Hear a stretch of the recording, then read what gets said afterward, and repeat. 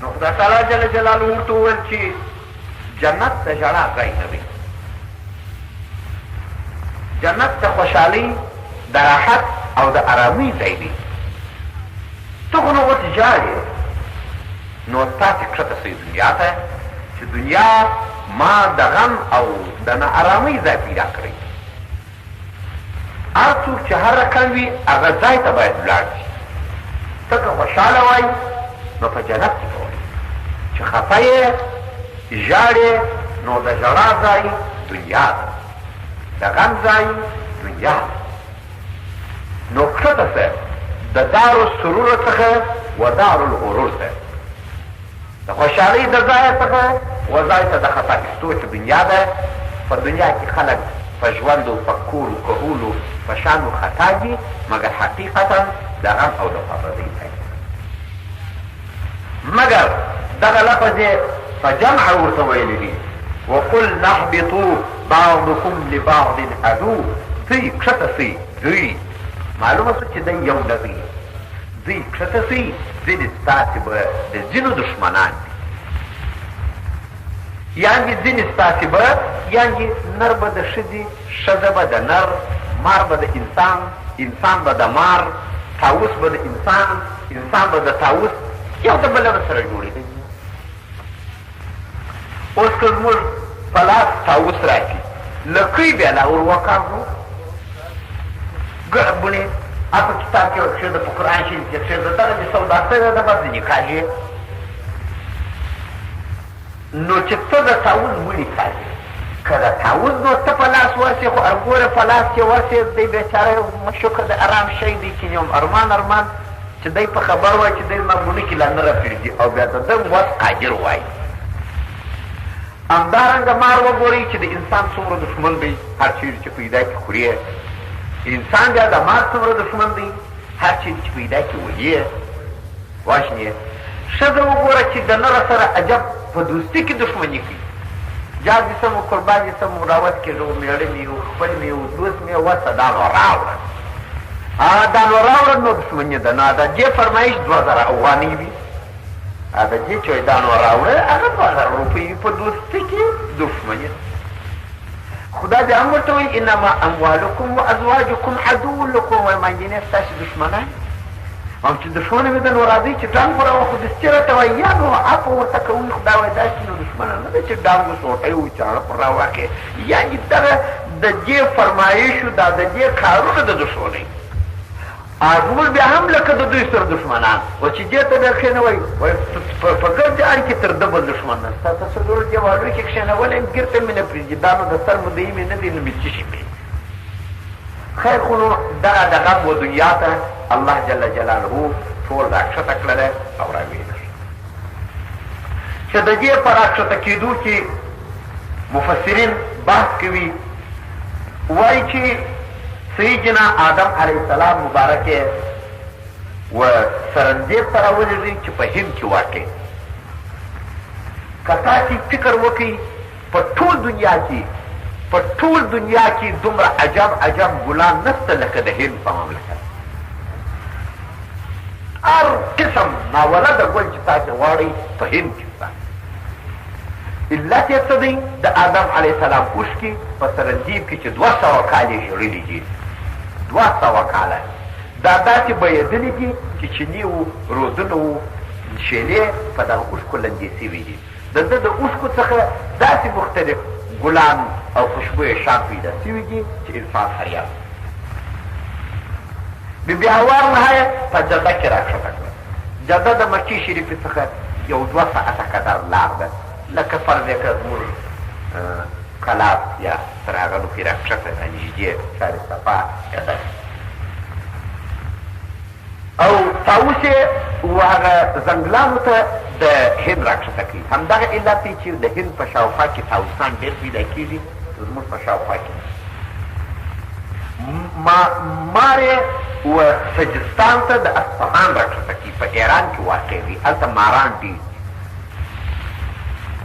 ابلیس کې 2 روایته دي. یو روایت دا دی چې ابلیس یې پر صد د یاجوج و ماجوج راکړه، پر صد هغه صد چې ذوالقرنین جوړ کړي دي، تر هغه د مخ خو نو ذوالقرنین نه و، نو دی خو آدم علیه السلام وخت کې دنیا ده، تر هغه ځای چې یاجوج ماجوج دي هلکې شیطان او په بل روایت چې شیطان چې چون چې جسم لطیف ناري دی نو په یو نامعلومه ځای کې راکښته کړي دي، نو هر ځای چې ګرځي خپل زړه وایي هلکه ګرځي. ګرانو اورېدونکو، اوس نو دا زموږ د کور مدعا وي به خدای خیر کړي. دا چې منجله ستا څنګه دښمنه ده، د ډوډۍ و دسترخوان چې دښمنه ده، د اوړو چې دښمنه ده، د پیسو چې دښمنه ده، وینې بل رقم نو نه ده نو بالا بیا. او ته هم وینې د دې دښمن یې ستا په ګمان په کور کې چې کښېنولې دو خبرې چې نه پرېږدي وو، دا به خدای خیر. دا چې مار ستا دښمن دی، ستا د مار دا هم چندانې ډېره خبره نه ده که ستا وس پر برابر شو، خو د ده سر کوټې که دی وس برابر شو، مګر خبره په دښمنۍ کې د شیطان ده چې دغه کور خراب وي، موږ ته نوی کارېدلی دا نو لکه دغه ارګونه شګرګنۍ چې وکارې. خدای تعالی په قرآن کې وایي ان الشیطان لکم عدو فاتخذوه عدوا، ای زما بندګانو شیطان ستاسې دپاره دښمن دی، په دښمني یې ونیسئ. په بل ځای کې رب العزت راته وایي یا بني آدم لا یفتننکم الشیطان کما اخرج ابویکم من الجنه. او د آدم علیه السلام اولادې ګورئ لکه ستاسې پلار چې د جنت راویستی، په تاسې دغسې کانه ونه کړي د جنت به مو محروم کړي. دا یې راویستی ته خو ورځې په تا به بیا داسې کار وکړي چې د ورتګه به دې پاتې کړي. په بل ځای کې بیا داسې آیات دی چې خدای تعالی جل جلاله وایي ای بني آدم، لکه آدم علیه السلام باندې چې کالي توی کړه، ګورئ چې تاسې لس لفړو بې سطره نه کړې، هغه دې ویې کړو. خیر خو دا دښمني نو په نظر کې ونیسه. ما درته وویله چې دا زموږ د مارو یا زموږ د ښځې یا زموږ د طاووس دښمني به خدای خیر کړي. دا د شیطان دښمني دومره لویه او خطرناکه ده چې دا نور تمامېدل و خلاصېدل نه ده. ګران ورو، په هغه ساعت چې بي بي حوا رضی الله عنها او د جنته چې راکښته کړه، داسې چې الله جل جلاله دا د ښځو مرض چې حیض دی دې ته ور اوس دغه اجازه ده. چنانچې په هره میاشت کې دې ته دغه تکلیف پیښېږي. که اوس به نو ووایي چې نو څه دې کې را پیښېږي؟ تاسې ګورئ په دغه تکلیف کې دا چې پیښېږي دا د څو شیو څخه محرومه سوله. په دغه ایامو کې که روژه وه د روژې څخه محرومه سي، د لمانځه څخه محرومه سي، د قرآن د ویلو څخه محرومه سي، د میړه د فروچې محرومه سي، د ماجد د ورتګه محرومه سي، د قرآن د اخیستلو محرومه سي، که په طواف کې وه د طواف محرومه سي، په عین طواف کې که مرض ورغی په آن واحده به وځي. او دا تکلیف ته وګوره. اوس نو نوره محرومي چې شي ده، تاسې ګورئ په ښځه کې امام نه پیدا کېږي، امام په ښځه کې خطیب نه پیدا کېږي، په ښځه کې نبي نه پیدا کېږي. علت یې څه شي دی چې په دې کې دغه مرض دی. خدای ځکه په دې کې نبي نه پیدا کېږي، په ټولو ښځو کې نبي نشته. که یو وارې به حیض ورسوی نبي ته حیض ورغي، نعوذ بالله دا کله کېږي. خو دا خو ناقص نو ناقص دا خدای کله پیغمبر کوي. یو ورځ په منبر ولاړ وایي یو څه یې رسول وایي مرض راغلی، یا بس نو مړ یې نو په مخه ښه نو دا مې وینې دا د دوی په ناقصوالي کې دا مشکلات دي. نو دا هغه دی چې خدای تعالی ورته تا ته میړه د غنمو دانه وخوړله، زه به تا ته دغسې مرض کوي. دا یو. او بل به دا مرض پېښ کړمه چې ستا د نکاح اختیار به د نر په لاس ورکړمه، طلاق اختیار به د نر په لاس ورکړمه، د ډوډۍ و نفقې ووتلو راوتلو د اجازې اختیار به د نر د ده تر لاس به یې لاندې کړمه. دا ځکه چې تا نرخته ایستلی دا وردواره په پسې وې ورته جوړېدلې وې. اوس نو زموږ دین هم راته وایي وام د دوی و مخکې چې نن پرده له هم نه سوچم پرده دي زه نو لا زه به چې ځین نه وینم نه وینې نو لاس مې ورته داسې کومه وایي سلا ورسره کوئ خدای مه کوئ ځکه چې اصله یې خطرناکه وي چې دا وجه کړه چې ګورې دا بله غواړي ته دا بله لاغه واخله ځکه چې د دوی په سلا کې سر نه و. دا خو هغه تاوان و چې د ښځې د لاسه موږ ته په جنت کې راپېښ شو. دغه وایي فتح موسدي صاحب وایي رحمت الله علیه وایي موږ خو د جنت ګلان یو فتح موسیدی صاحب وایي وایي موږ په اصلي کې د جنت یو او د جنت ګلان یو لیکن وایي دا څه ده راپسې شوه چې موږ یې راویسته فتح موسیدی صاحب نو وینې داسې ده ته کارېدلی وایي ګرده ته هوه چې موږ یې راویستلو ښه او په عین حال کې دا خبره هم موږ ته یاداوري کېږي چې هغه دښمني چې دوهمه ده وینې د شیطان هغې مې بیان کړه د ښځې هغې مې بیان کړه اوس نو دوهمه چې د مال ده همدغه علت دی چې د اسلام دین څه چې هغه موذي شان علیه السلام مبارک موږ ته د درو شانو په وژلو همیشه امر کاوه یو به ده مبارک ویله چې تاسې مال او لړم ولو که په احرام کې یاست په احرام کې خو نو حتی آیات د قرآن عظیم شان دي فمن فرض فيهن الحج فلا رفث ولا فسوق ولا جدال في الحج حج احرام یو داسې کار دی چې انسان جنګ نارې چپلاخه وهل سکندل حتی ځان هم په زوره نسي ګرولی احرام داسې مګر مارو لړم وایي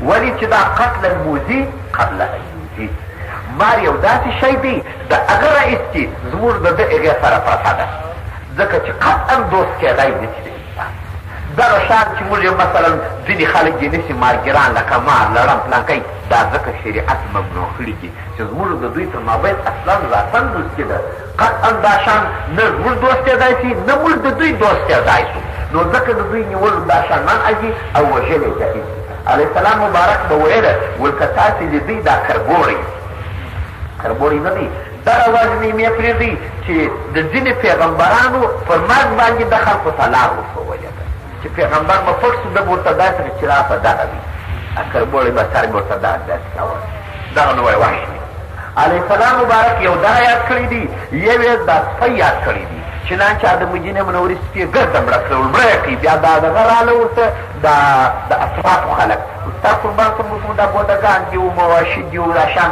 بیا ووتو دغه خروړي سپي وو دا کوټه سپي وو دا وژنې هغه چې تاسې مال په صافي هغه نو بیا پرېږدي دا مال والا دا نو زموږ د کوڅې اوس اجي صاحب په کور کې سپی ساتلی دي وایي بس کړي او ستا راوځو یارې موږ د مسجد تر دروازې پورې ځغلي کاږه به کېږو د شا به خوا به ګورو څه د اجي صاحب برکلی ګټه وځي ها نو که کالي ځینې ساتو نه ساتل کېږي امنیه راشي چې په ډبر وولو د اجي لالا د زوی خوا پکې شي دا به نو څنګه کوو نو وایي باید او بل نو علیه السلام مبارک د مار په کیسه کې راته ویلي هر مار چې په مخه درکړي وایي دا د دغه مار لیکن ویل دي چې کوم کټور مار تاسو ته په مخه درلی غږ باندې وکړي چې هېڅ څه وژنم دي په دې کې اکثره دا پیریانان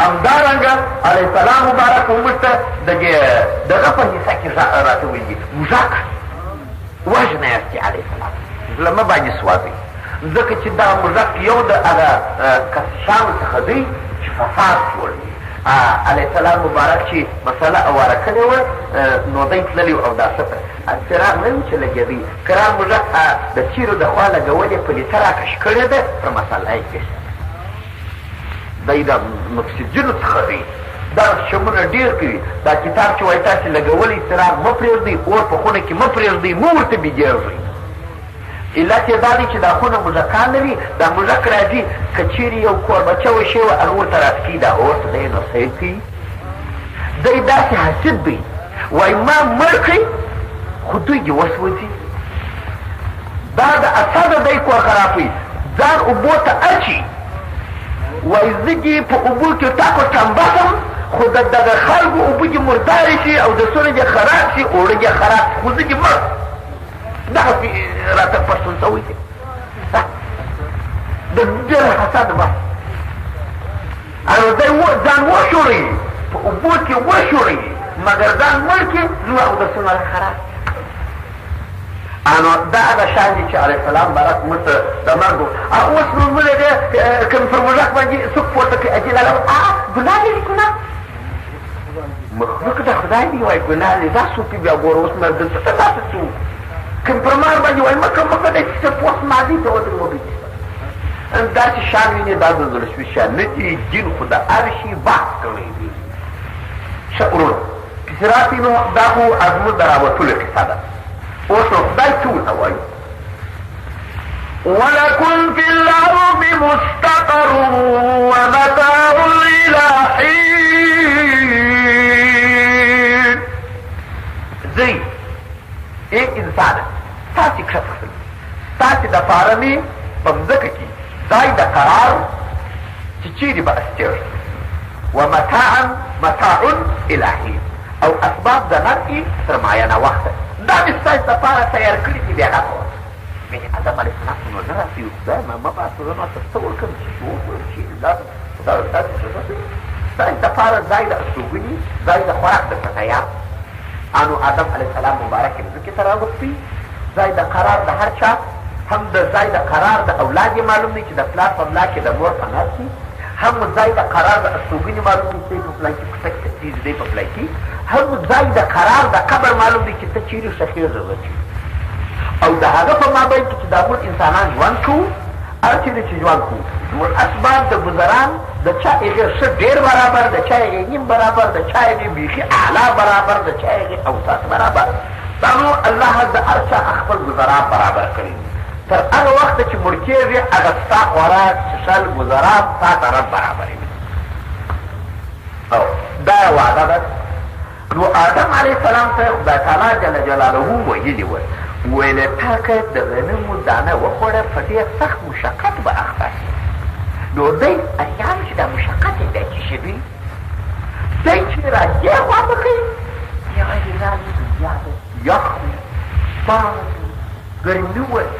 په جنت خو دا شان نشته، یخ باد ګرمي غر ډبی زور کالي وږې تنده ته یې چې دا نشته.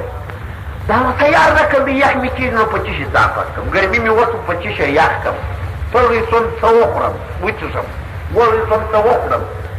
یارې که دا مازې دنیا ته راغلې بالا دا ګوره دا کوچنۍ د موره وځې دي واچینارې کې د اول لږه دغه دی چې څه په سات راوسو چې جا خواته راغلل ګورې دا پروتم که راغلته به یارې وښورېدله ما د مور په نز د اوله ناره د دنیا ته د فریاده چې کوي عجب د تکلیف ځای. ګران ورونو هر چا چې دغه دنیا ته سر راایستلی دی هغه بیا ارام نه دی کړی، پر ارامه یې ګوله نه ده خوړلې، پر ارامه ژوند نه شي کولی، ځکه دغه دنیا ذاتا دار او کور د مشقت او د غمو او د مصیبو. که هر څوک وایي چې زه په دغه ژوند کې د ځان لپاره راحت و بېرمي پرې تېر شوم، نو المؤمن لا يخلو عن القلة والعلة والذلة. نو علیه السلام وایي مؤمن به کله د مفلسۍ څخه نه خلاص وي. دا چې بیا فن هله خواري دا نولس شل کړو بیا به ذلت دلته در باندې راولاړ دا تاوان در باندې وکړه، دا دې ووهه، دا دې بندي کړه، دا اس در باندې وکړه. یوه خوا چې ارامه چې دا بله بیا نه سمېږي چې دا مې هم سمه کوله او دا بیا په څو عمر سمېږي. اول دا نولس په ډېر وخت نه شل کېږي، په شل کاله دېرش کاله پنځوس کاله نه شل کېږي. چې دا بیا شل شوله بیا بې عزتي و ستړیا راته مخ چې هغه مې بیا هم سمه کړه. علت چې علت راسي بالا خو نو زه ورته ولوېږم، سترګې مې بالا کار نه کوي. اوس نو زه پر لکړ روان یم، نولس مې شل سوي دي، عزت مې برابر شو. اوس د علت راته راته ټوخه ولا صاحبه په عذاب لا باب نیولې په سترګو مه وینه صاحب لنډې دا چې درې دنیا کسی بیغم نباشد اگر باشد بنی آدم نباشد. یاره که څوک بیغمه و اخو بنی آدم نه دی، که هر څوک وایي زه هېڅ نه لرم، نه د عزته یم، نه ناجوړه یم، نه تکلیف لرم، نه د ځان، نه د عیال، نه د کور، نه د خپلوانو شی نه لرم. نو یا دی د جنت راغلی دی، په جنت کې ګرځي، راځئ چې موږ یې ټینګ کړو. او یا در سره انسان نو د خوا څخه یې نو ګورې چې څنګه شی به یې حتما به یو شی درته پېښ شي، مسکین به لګی. نو آدم علیه السلام مبارک چې مځکې ته راغی نو ده په سرنجید کې په ژړا شروع، بیا حوا ما په جنت کې په ژړا شروع په سبب د خوړلو د یوې دانې غنمو 200 کاله الله دوی سره جلا. پس له 200 کاله دغه څو کلمات خدای ور زده کړې د آیات ته متوجه شئ. دا نور مې نه کوي تفسیر لنډ کړم چې د دغه آیات چې اوس یې وایم د دې تفسیر نه کوي. فتلقى آدم من ربه كلمات فتاب عليه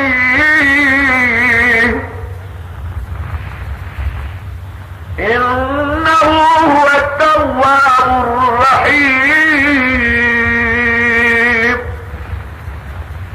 فخلاف الترجمة فتلقى آدم ذكر آدم عليه السلام من ربه لرب خپل کلمات یو څو کلمې خدا یو څو کلمې وشولې ده چې وویلې فتاب علیه په هغه کلمو خدای رجوع د رحمت وکړه.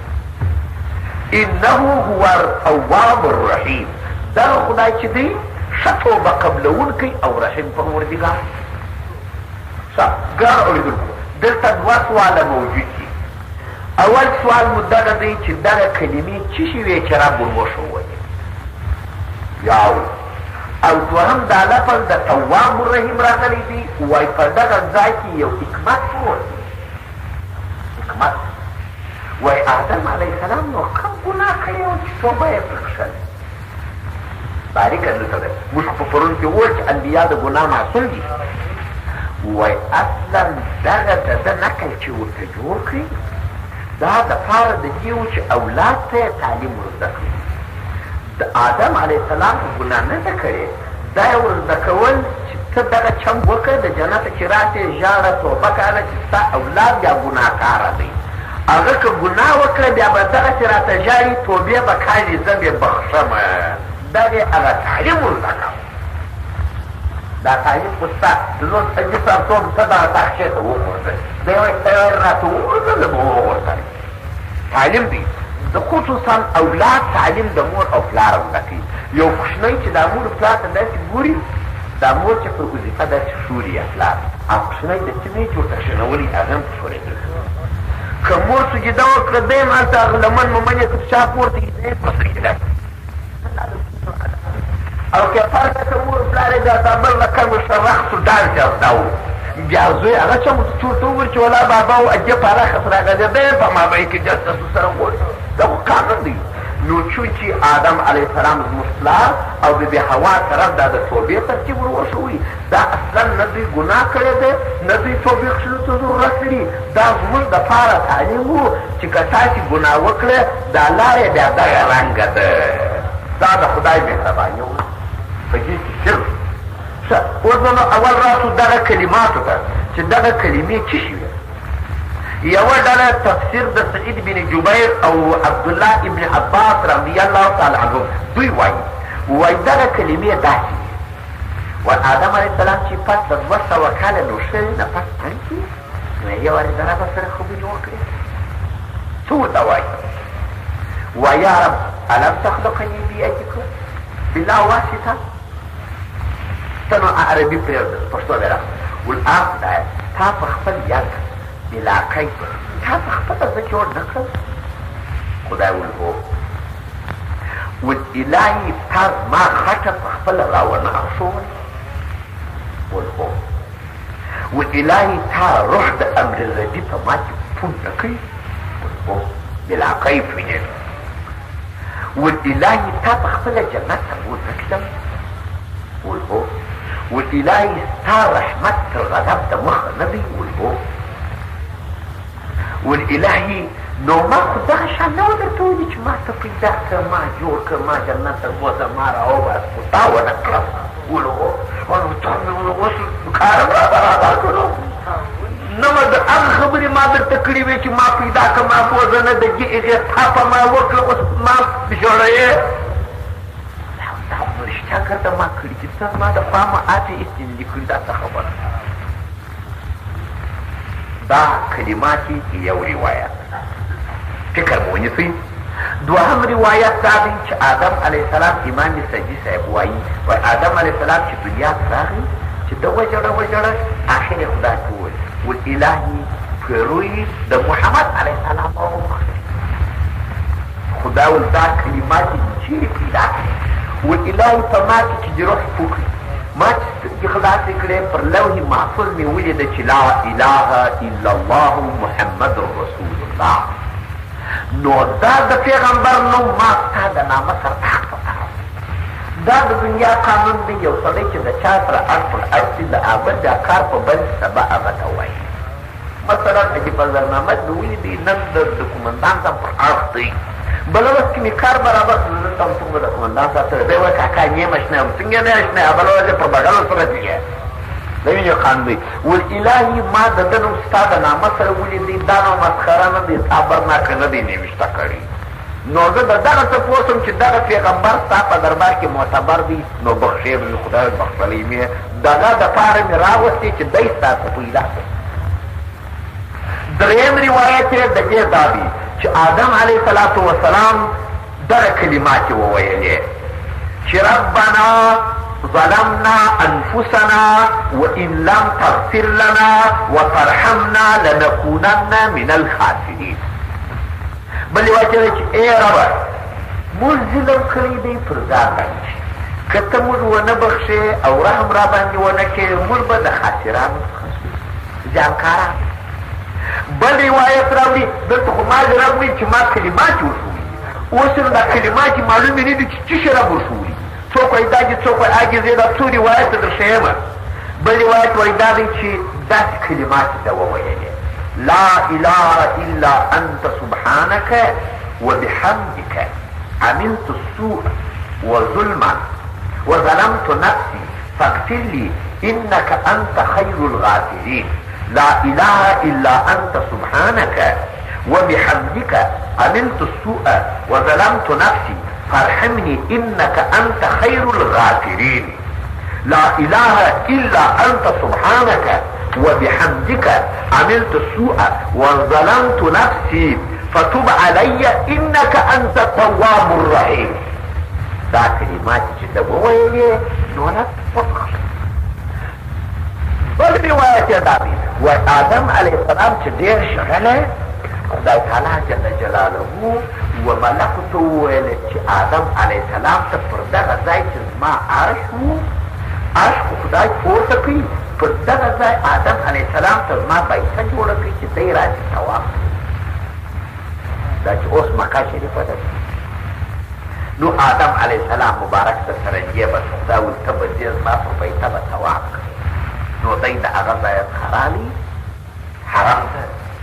اوله کوټه الله په ذریعه د ملک پر دغه ځای په خوا عرش د خدای، وکان عرشه علی الماء، عرش د خدای پر اوبو. دغه ځای چې اوس ډب دی دا مکه شریفه، دې ته سواد دریاب ویل کېدی. سواد دا دریاب خدای عرش ځینې پورته کړي، دا اوبه پسې پورته سولې، چې پورته خدای بیرته اوبو ته ځي مځکې ته، دا اوبه چې بیرته کاف راووه لکه تېر دا شوې. دا اوله مځکه وه چې دې ته ام البلاد وایي، ام القرا ورته وایي، یعنې مور د مځکو. چې دا خدای سره کش کړه دا مځکه، نو مکه شریفه یې جوړه کړه.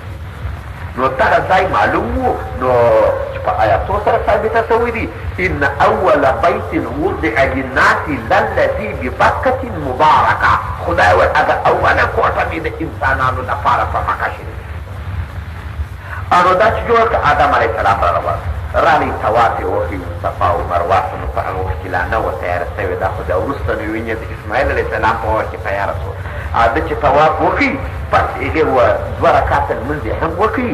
نو یې وویل اللهم انک تعلم سري وعلانیتي فاقبل معذرتي وتعلم حاجتي فاعطني سؤالي وتعلم ما في نفسي فاغفر لي ذنوبي. دا دعا یې وکړه.